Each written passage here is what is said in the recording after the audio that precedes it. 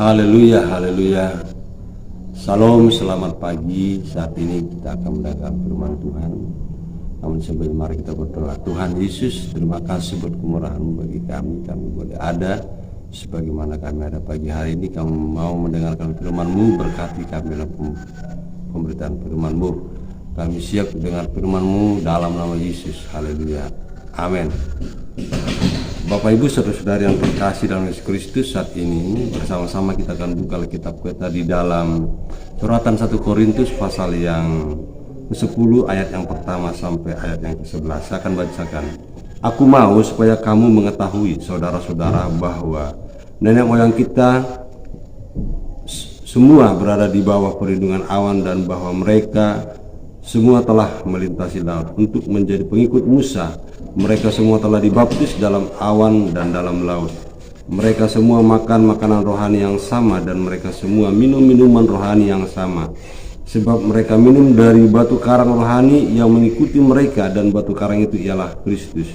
Tetapi sungguh pun demikian, Allah tidak berkenan kepada bagian yang terbesar dari mereka, karena mereka ditewaskan di padang gurun. Semua ini telah terjadi sebagai contoh bagi kita untuk memperingatkan kita supaya jangan kita menginginkan hal-hal yang jahat seperti yang telah mereka perbuat, dan supaya jangan kita menjadi penyembah berhala sama seperti beberapa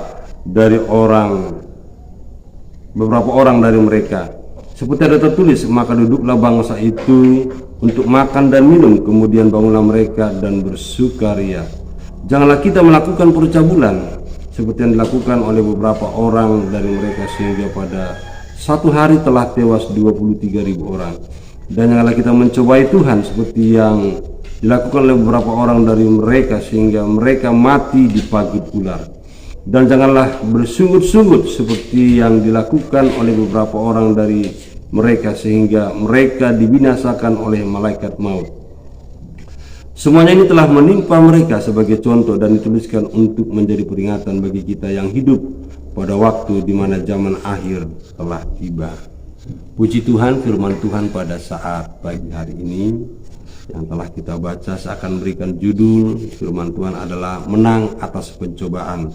Dalam bacaan Alkitab yang telah kita baca tadi, melihat kembali ringkasan peristiwa yang dialami oleh bangsa Israel di bawah pimpinan Musa, di mana ayat-ayat yang menceritakan tentang Israel yang ditulis secara khusus oleh Paulus dalam kitab Perjanjian Baru. Tentu ada maksudnya, bukan sekedar merupakan rekaman peristiwa, rekam jejak sebuah bangsa umat pilihan Allah pada masa lalu, tetapi begitu saja dimunculkan oleh Paulus. Tetapi penekanan utama dari kisah Perjanjian Lama yang kembali dibawa oleh Paulus ini adalah supaya kita menyadari bahwa ada sebuah hal yang terjadi yang dialami oleh bangsa Israel, yaitu kebinasaan orang Israel karena mereka telah mencobai Tuhan. Dikisahkan bagaimana mereka yang telah mengalami penyertaan Tuhan selama mereka ada di padang gurun, selama mereka berjalan di tempat yang sulit, tetapi Tuhan menolong mereka. Kejadian yang dahsyat yang telah Tuhan berikan, Tuhan anugerahkan bagi mereka, perlihatkan kepada mereka, itu mereka lupakan. Kenapa? Ada sebuah roh yang begitu kuat mengikat mereka, yaitu roh persungutan. Dari ayat yang ke-6 dan ayat yang ke-11 yang kita baca tadi, bahwa ini menjadi contoh peringatan bagi kita. Dua kali diulangi ayat 6 dan ayat 11, menjadi contoh peringatan bagi saya dan saudara, gereja Tuhan akhir zaman, supaya kita jangan mengulangi perbuatan yang tidak berkenan kepada Allah itu, yaitu hidup dalam persungutan. Kita telah mengetahui bahwa kegagalan bangsa Israel memasuki tanah Kanaan disebabkan oleh ketidakmampuan mereka mengatasi setiap persoalan yang mereka temui di tengah jalan. Ketika ada persoalan yang Tuhan izinkan terjadi dalam perjalanan mereka di padang gurun, mereka tidak mampu mengatasi mereka tidak mampu melalui, padahal ada Tuhan yang menyertai mereka, Immanuel, pada pagi, ya, siang, malam, hari, melalui kehadiran Allah dalam tiang awan dan tiang api. Oleh karena itu, mari kita waspada, sebab mereka tidak mampu untuk terus mengucap syukur kepada Tuhan ketika ada persoalan. Paulus menekankan supaya kita berhati-hati, sebab ini menjadi peringatan serius bagi kita, untuk kita dalam menjalani kehidupan yang memang ada proses, jangan sampai bersungut-sungut. Kalaupun ada persoalan yang kita hadapi sebagai anak-anak Tuhan di akhir zaman ini, janji firman Allah dalam 1 Korintus pasal 10 ayat 13 di sana dikatakan, pencobaan-pencobaan yang kamu alami adalah pencobaan-pencobaan biasa yang tidak melebihi kekuatan manusia. Sebab Allah setia, dan karena itu Ia tidak membiarkan kamu dicobai melampaui kekuatanmu. Pada waktu kamu dicobai, Ia akan memberikan kepadamu jalan keluar sehingga kamu dapat menanggungnya. Jadi, ya, firman Tuhan mengatakan bahwa ada penyertaan Tuhan di tengah situasi kondisi yang sulit. Tuhan tidak pernah meninggalkan kita. Bahkan setiap persoalan yang kita hadapi ini biasa saja, tidak pernah melebihi kekuatan kita, tidak pernah melebihi batas kemampuan kita. Ketika iblis mendakwa kita supaya kita ada dalam persoalan, Allah turut menyertai kita supaya kita dapat menanggungnya. Bangsa Israel tidak mampu memahami ini. Kehadiran Allah dalam tiang awan dan tiang api tidak mereka sadari. Ada Allah yang maha besar, yang kuat, luar biasa menyertai mereka, sehingga ketika ada persoalan mereka langsung bersungut-sungut, mengeluh, menggerutu, sayang diri. Sikap seperti ini kiranya tidak menjadi milik bagian kita.